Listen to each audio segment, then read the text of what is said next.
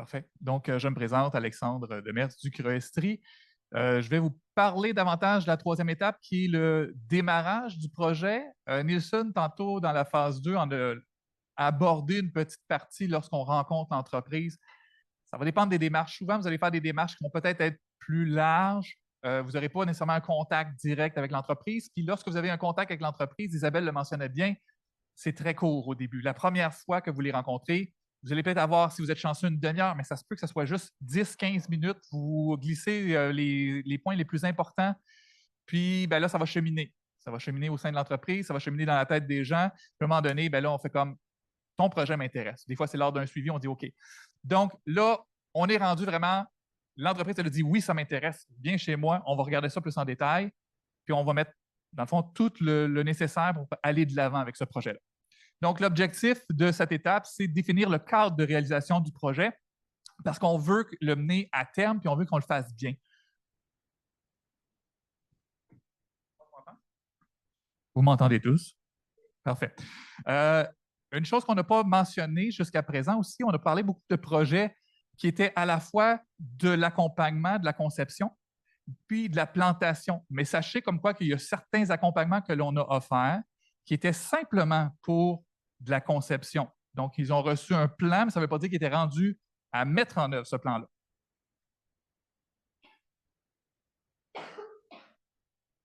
Alors, les éléments abordés, on va parler du mandat, on va revenir sur les attentes réciproques. Nous, qu'est-ce qu'on a comme attente dans ce projet-là? Qu'est-ce que le client a comme attente?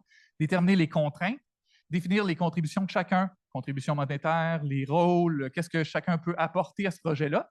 Puis, on veut assurer, en fin de compte, une mise en œuvre telle qu'attendue, que ce soit pour une conception ou pour une réalisation.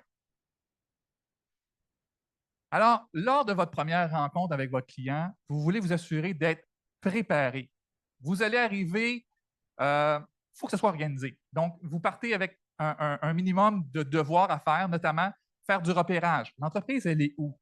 L'entreprise, c'est quoi son voisinage? Elle est dans le quartier, OK, elle se situe où? Ça ressemble à quoi ses activités? Qu'est-ce qu'elle dégage de façon générale lorsqu'on la regarde?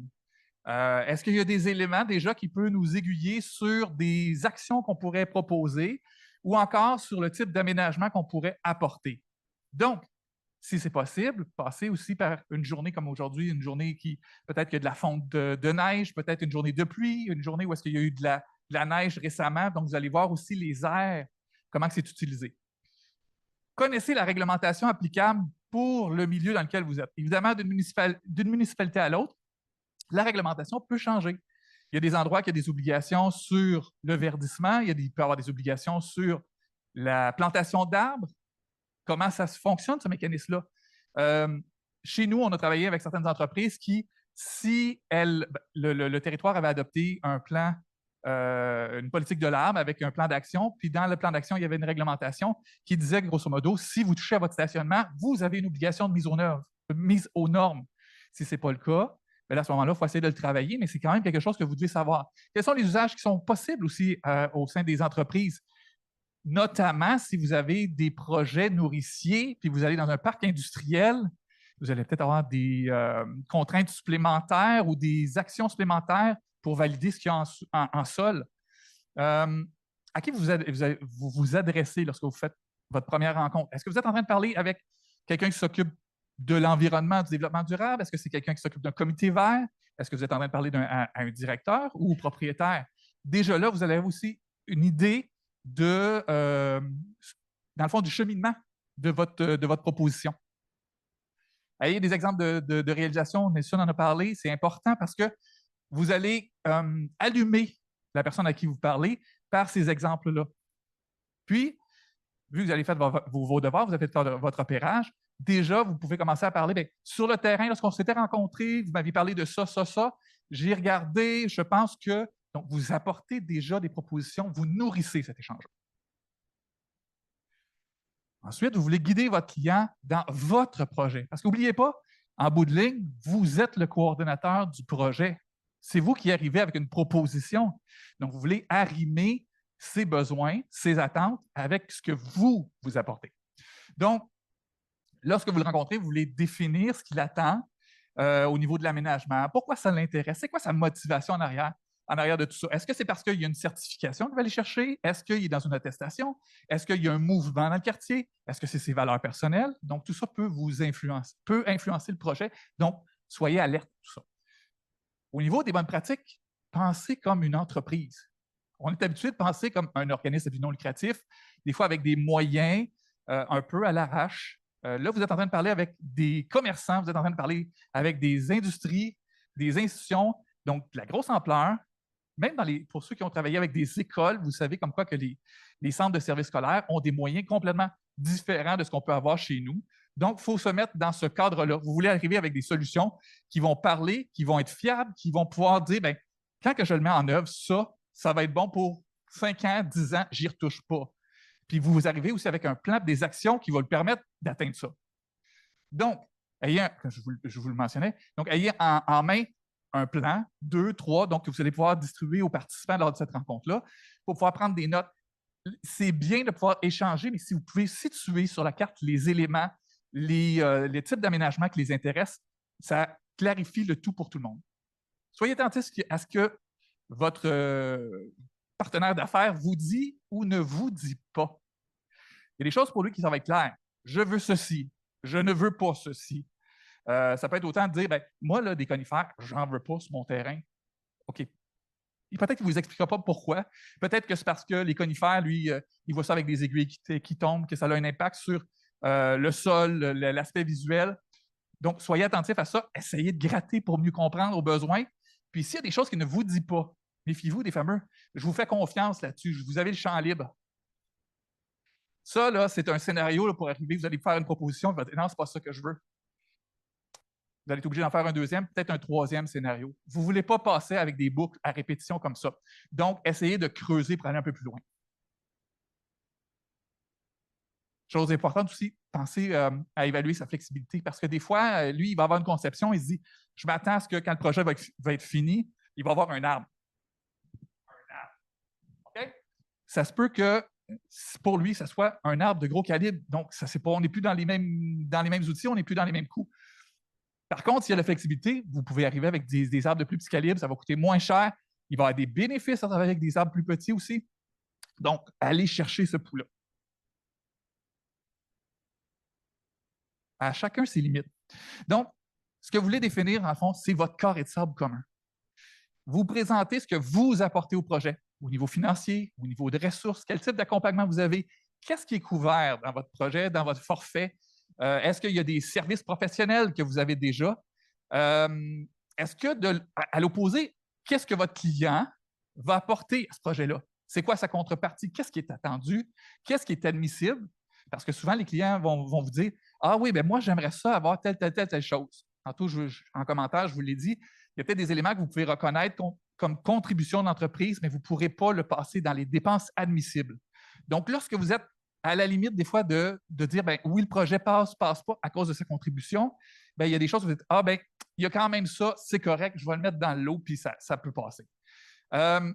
Sachez aussi, ben, est-ce que lui va avoir un rôle particulier, excusez-moi, est-ce que lui va avoir un rôle particulier à jouer? Donc, est-ce que c'est lui le point d'attache? Est-ce que la facturation passe chez lui? Est-ce que, au contraire, ça passe tout chez vous?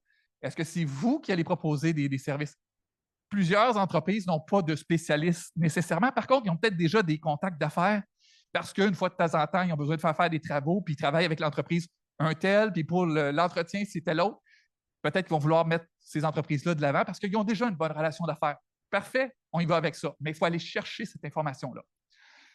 Aussi, on parle du financement, on parle de la contribution d'entreprise. Sachez que pour les entreprises, selon si elles sont propriétaires ou pas, il y a peut-être la possibilité pour elles d'aller chercher, de réclamer ses taxes au niveau notamment de l'entretien d'un immeuble ou d'un terrain. Donc, entretien, rénovation, construction. Donc, il y a cette possibilité-là. Alors, si dans un projet, par exemple, de 20 000 il y a à peu près un 3 000, 3 500 qui passent en taxes, c'est sûr que votre client il va être content de savoir si vous avez pensé à ça. Vous dites, ben, oui, tu as ça, avec les taxes, ça ressemble à ça, mais tu es capable d'aller chercher ça, puis tu as telle partie de financement en plus en levier.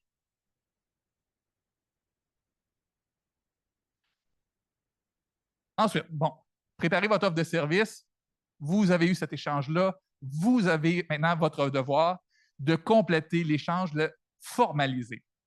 Votre offre de service, si vous avez un forfait, je vais juste vous dire, ben, tant mieux, c'est facile. En tout cas, c'est facilitant parce que normalement, vous devriez déjà avoir fait à l'avance vos devoirs calculés pour un tel type d'aménagement. Ça prend ça comme professionnel, comme matériel, comme végétaux. Donc, c'est facilitant. Par contre, lorsque vous arrivez avec un client qui veut plutôt une offre personnalisée à la carte, le travail est un petit peu plus long.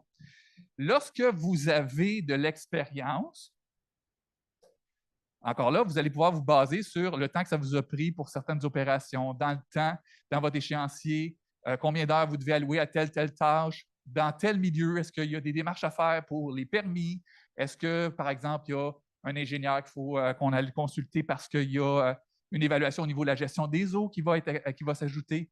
Donc, ces éléments-là, ça va être plus facile. Mais au début, vous allez travailler un petit peu plus fort pour pouvoir faire cette évaluation-là. Et c'est peut-être, vous allez sortir du cadre de, je vais dire, pas de votre expertise, mais dans lequel vous êtes à l'aise par rapport à d'autres types de projets. On est ailleurs. Donc, parfois, ça vaut aussi la peine de dire, ben, je vais m'allier les services d'un professionnel, au moins pour les premiers projets, qui va pouvoir me guider pour les aménagements, pour la conception. Puis si je me sens à l'aise, il y a des tâches que je vais pouvoir reprendre par la suite. Ne laissez rien au hasard. Donc, il faut vraiment penser l'ensemble du projet, qu'est-ce qui vient dans le temps. Alors, au début, vous avez cette fameuse offre de service, donc c'est du temps que vous investissez. Est-ce que vous avez besoin d'aller faire des recherches pour du financement complémentaire? Il faut y penser également. Ensuite, il faut vous planifier dans le temps à quel moment vous pouvez passer vos commandes auprès de vos fournisseurs. Si vous avez des services, par exemple, pour l'excavation, quand est-ce qu'ils vont être disponibles? Est-ce qu'on peut le glisser quelque part à travers tout ça? Les livraisons vont se faire à quel moment? Est-ce que j'ai de l'affichage? Est-ce que j'ai de l'entretien à prévoir? Donc, par exemple, dans le cas d'un projet avec des institutions, c'est possible qu'il va y avoir de l'affichage pour indiquer à tel endroit se trouve l'aire de repos de tatata. Dans le cas d'une petite entreprise, ce ne sera pas nécessaire. Tu sors dehors, tu sais où est-ce que c'est. Donc, cet élément-là va changer. Vous allez peut-être avoir des frais supplémentaires à calculer, des délais supplémentaires à tenir compte. Puis au niveau de l'entretien, je vous l'ai dit tantôt, l'entretien, incluez-le dans vos ententes, incluez-le dans vos coûts. Puis si c'est possible, allez l'attacher le plus tôt possible avec des professionnels. Ça peut être votre CRE s'il le fait, mais sinon, vous pouvez regarder aussi avec d'autres entreprises pour l'entretien 2 ans, 3 ans. Si vous travaillez, je vous l'ai dit, au niveau des sols, pour des espaces nourriciers, il faut aussi penser à cet élément-là. Il y a peut-être des caractérisations de sol que vous allez devoir faire. Ça peut être. Est-ce qu'il y en a qui sont. Je sais pas dire, est-ce que vous êtes familier un petit peu avec les évaluations environnementales de site? Phase 1? Je vois des têtes, oui. Donc, c'est pour ceux qui ont fait tous les pavés, vous avez peut-être eu aussi une petite formation là, qui vous disait regardez quelques éléments, quelles sources de données, pour vous donner une idée, est-ce qu'il y a un potentiel de contamination? S'il y a un potentiel de contamination, vous allez peut-être déjà d'emblée dire ce type de projet-là, on va l'éviter. Sinon, si vous êtes à l'aise, vous pouvez aussi avoir votre propre protocole, aller faire vos échantillonnages pour l'entreprise, puis l'envoyer dans un laboratoire. Lorsque vous préparez votre offre de service, pensez au SAC. Ne l'oubliez jamais. Donc, supervision, administration et communication, des éléments des fois qu'on pense plus à la toute fin. Allez voir les personnes dans l'équipe nécessaires pour pouvoir tout couvrir ça. Comme je le disais, pensez à l'avance tous vos professionnels dont vous pouvez avoir besoin. Allez vérifier vos pépinières, quelles sont disponibles, qu'est-ce qu'elles vont avoir comme catalogue, quand est-ce que vous passez les commandes pour que les livraisons arrivent à temps. Au niveau des permis, vérifier la réglementation, est-ce qu'il y a des permis qui ont besoin d'être demandés. Puis, tout ce qui est au niveau des besoins de main-d'œuvre, si vous faites affaire avec d'autres organismes, d'autres entreprises, validez avec elles le plus tôt possible si elles sont disponibles. Enfin, planifiez votre échéancier. Donc, Nielsen l'a présenté tantôt en trois grandes phases, mais décortiquez-le en plus petits éléments dans le temps. Donc, ce que vous préparez, la conception, la planification, les commandes, les travaux terrain.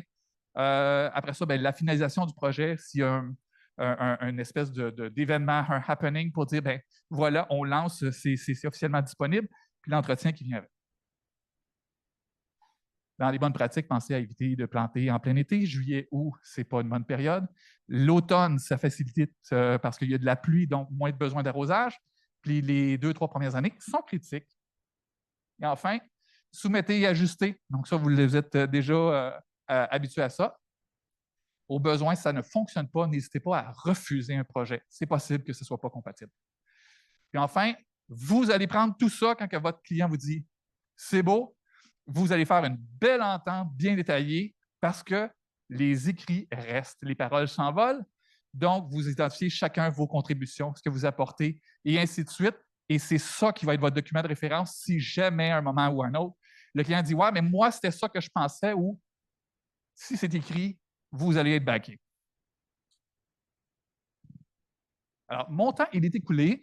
Je reviens rapidement si vous voulez les regarder derrière. Les leviers, les freins, c'est déjà ce que j'ai parlé. Donc, soyez préparés, pensez comme une entreprise, connaissez vos ressources locales. Puis, de côté des freins, bien, les travaux de déminéralisation, ça peut coûter cher. Donc, ça peut manger des budgets assez rapidement. Souvent, il y a plus qu'un scénario qu'il faut qu'il soit préparé ou qu'il soit retravaillé avant d'aller vers quelque chose de final. Alors, voilà. Est-ce que vous avez des questions? Pas de questions? Vous êtes tous des professionnels de l'offre de service. J'adore. Oh! Petite question, je me posais la question, comment s'assurer de ne pas sursolliciter ou d'être tout le temps en validation? Ou, il y en a soit qui veulent full s'impliquer, d'autres qui veulent moins. Fait que comment bien doser? Est-ce qu'on prévoit des rencontres à l'avance à des moments précis? Avec votre client? Avec le client. Oui. Comme pour faire l'offre de service, quand Ouais. même, avant qu'il accepte, il va falloir valider plein de choses. Oui. Quel moment on valide sans le sursolliciter? Lors de la première rencontre, déjà là, ça vaut la peine de poser la question ouvertement. Comment voulez-vous qu'on travaille? Est-ce que je prépare tout de mon côté puis je vous la présente une seule fois? Est-ce qu'il y a tel ou tel élément que vous voulez que je vienne valider? Parce que ça se peut que vous ayez besoin de faire un petit appel, vérifier au niveau de la disponibilité d'un produit ou d'un service. Donc, vous le validez avec votre client le plus tôt possible. Oui, même à qui s'adresser. On a Ben, vu là, cette situation-là. C'est ça, là, je reviens à la fameuse question, à qui vous vous adressez déjà là lorsque vous avez cette rencontre-là? Parce que si de son côté, il n'y a pas de pouvoir décisionnel, ça va devoir cheminer jusqu'à la direction ou au propriétaire. Je vous donne un exemple. En Estrie, il y a une entreprise qui venait s'installer, un nouveau site complètement, gros projet et pour le bâtiment et pour l'aménagement. La personne à qui on parlait, c'était le conseiller en développement durable. Alors, le conseiller en développement durable, on le rencontre, il est tout willing, ça va bien, l'entente se signe. Quand on discute des aménagements, lui, let's go, hein, il n'y en a pas de problème. Quand il est venu présenter les propositions de scénario à la direction a dit, ben, c'est pas tout à fait ça qu'on cherche. Il a manqué ce bout-là. On a dû revenir en arrière. Puis l'entreprise avec laquelle on travaillait, qui avait fait les plans, ben, a dit, moi, je ne veux pas m'embarquer là-dedans. Okay. Donc, il a fallu repasser un autre cycle avec une autre entreprise pour aller de l'avant. Isabelle, tu voulais réagir? Je peux peut-être ajouter que, comme ce n'est pas nécessairement le propriétaire que vous rencontrez, le PowerPoint que vous amenez, prévoyez donc une petite copie PDF à leur envoyer. Parce que ça va vraiment, ça laisse une image. C'est vous autres qui pouvez influencer la décision avec votre présentation, pas juste ce que la personne qui a reçu la présentation va rapporter. D'où l'intérêt d'avoir une belle présentation soignée et pas trop longue. Absolument. Est-ce qu'il y a des questions en ligne? Non. Pas de questions en ligne? Est-ce qu'il y a d'autres qui ont fait des projets qui veulent commenter, ajouter autre chose? Sinon, on peut passer à la partie suivante. Super. On va passer à la prochaine. Prochaine étape, collecte de données, caractérisation.